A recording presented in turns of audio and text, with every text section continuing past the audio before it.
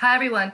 Today I'm going to be doing the Synastry chart between CeCe Watts and Chris Watts. I've also done the Synastry charts between Bella and Chris Watts and also Shannon and Chris. So if you haven't seen those videos, I suggest that you watch them because it's interesting how all of this ties in together.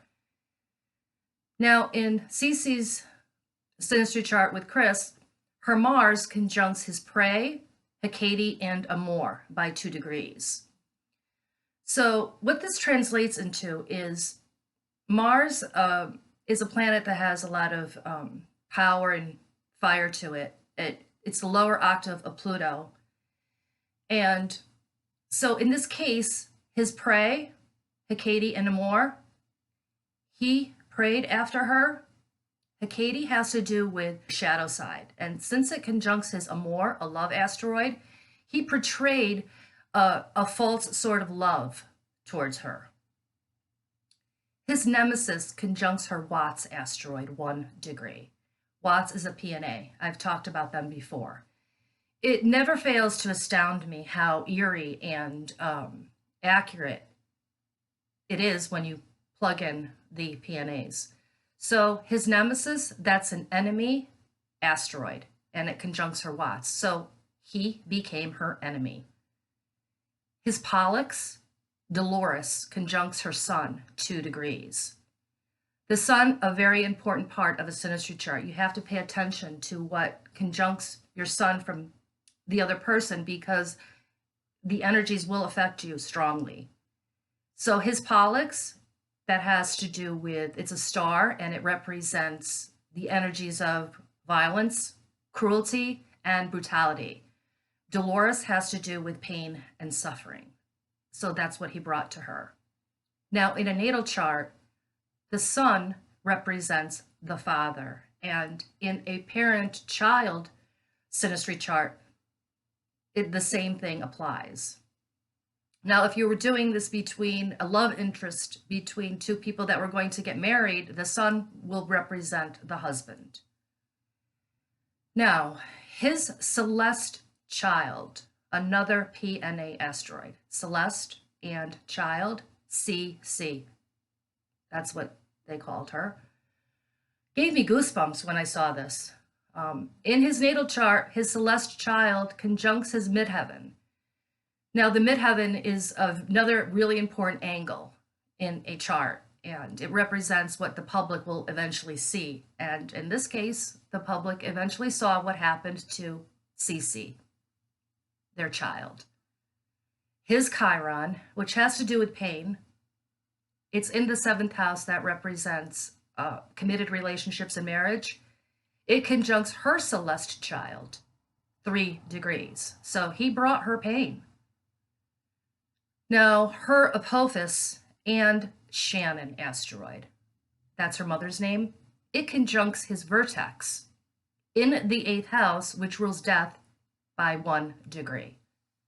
Apophis has to do with destruction. So she brought him destruction. And Shannon also brought him destruction because Apophis and Shannon are conjuncting in CeCe's natal chart. So very interesting. And it's in the 8th house, which rules death. So this happened, this destruction from CeCe and Shannon happened due to death. And in this case, unfortunately, murder. Also, her Medea, the revenge asteroid, extreme revenge, conjuncts his moon 3 degrees. The moon, another very important part of a Synastry chart. You have to pay attention to what energies touches your moon from the other person because you will receive those strongly. And in this case, she brought him revenge. Now, his Fink, Lacrimosa, conjuncts her North Node 3 degrees. The North Node, another really important part of a Synastry chart. It represents the theme of what your relationship will be with the other person. So the theme of the relationship for her was his Fink, disloyalty, Lacrimosa, tears and crying. Unfortunately, this is terrible that her father brought her all of this pain, and the whole family, actually. I get choked up when I did the chart, and so I'm moving forward.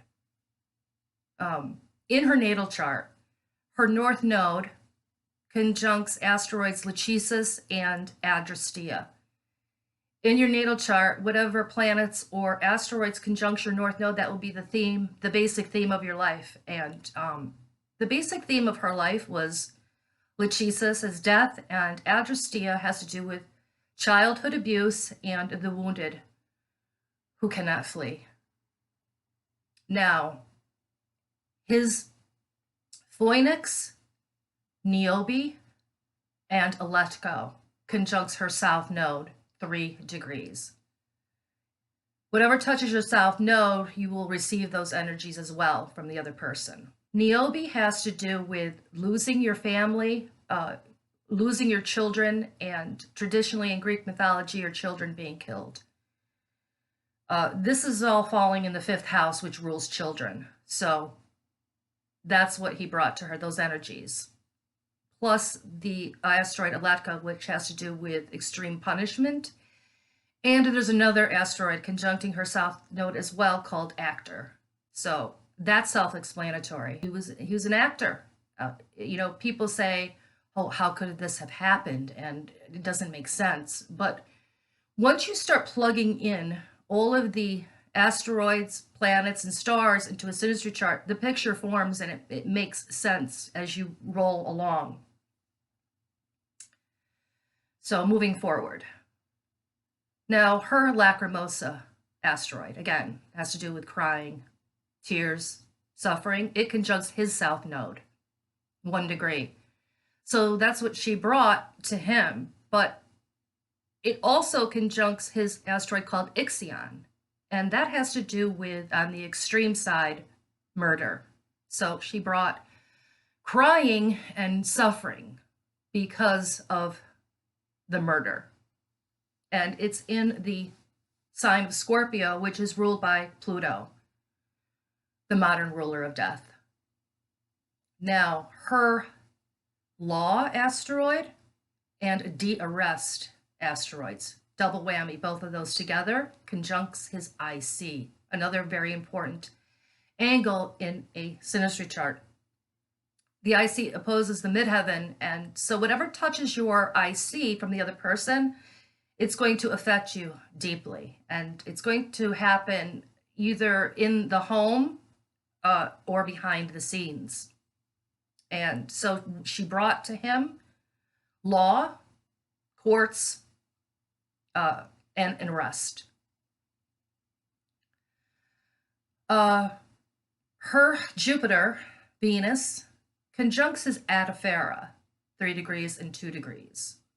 So Atafera is an asteroid that has to do with sudden homicides, and it's in his 10th house, which rules the career.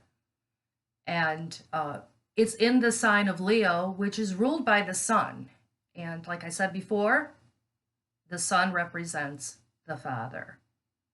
So her Jupiter conjuncting Atafera, it's just guaranteed that there's going to be a homicide.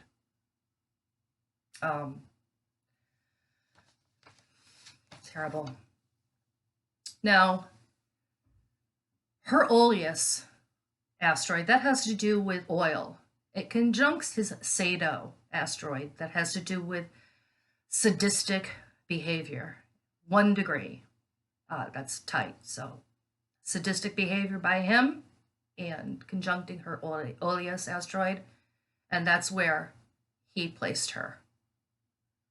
Her Philomela and Pollux conjuncts her sun in her natal chart, 0 degrees. Philomela has to do with being a victim.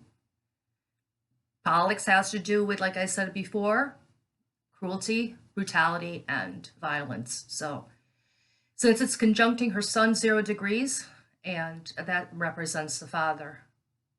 So in this, I would say that looking at this, it's fate. She was a victim of him, and he was cruel and violent. Um, Now, his son is also, I'm sorry, her sun is also being squared by his Oleus asteroid in the sixth house, which has to do with work. So that's where this happened, obviously. But it also, that's what it is indicated in their synastry chart. And the square happens behind the scenes. So nobody saw this tragic incident. Now that asteroid is in Aries, and Aries is ruled by Mars. Mars has to do with violent deaths, and his Mars is in the 8th house, which rules death. And his Mars in the 8th house is also conjuncting Celeste Child, 3 degrees. And his Mars is also conjuncting her Hypnos and Fantasia asteroid. So again, this ties into her being hypnotized by him. And Fantasia has to do with fantasy. You see somebody through rose-colored glasses. And so that ties into the actor asteroid that conjuncts her south node, as well as, like I said before, his Hecate that's conjuncting his Amor, the false image that he portrayed. And she didn't see it, and it was really unfortunate. So that's all I have. I hope you enjoyed this interpretation.